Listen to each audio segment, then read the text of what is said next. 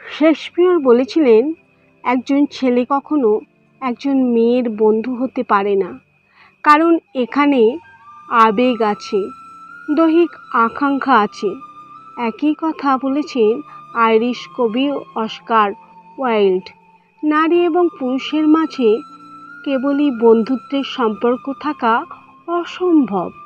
যা থাকতে পারে তা হলো আকাঙ্ক্ষা, দুর্বলতা, ঘৃণা কিংবা ভালোবাসা।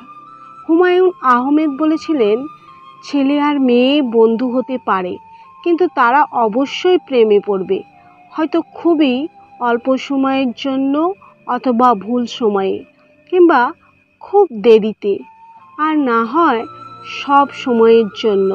তবে প্রেমে তারা পড়বেই। সত্যি বলতে, ছেলে ও মেয়েতে শুধুমাত্র বন্ধুত্ব অসম্ভব ও প্রকৃতির বিরুদ্ধ। কেননা শুধুমাত্র বন্ধুত্ব হলে প্রকৃতি নিজের অস্তিত্ব হারাবে।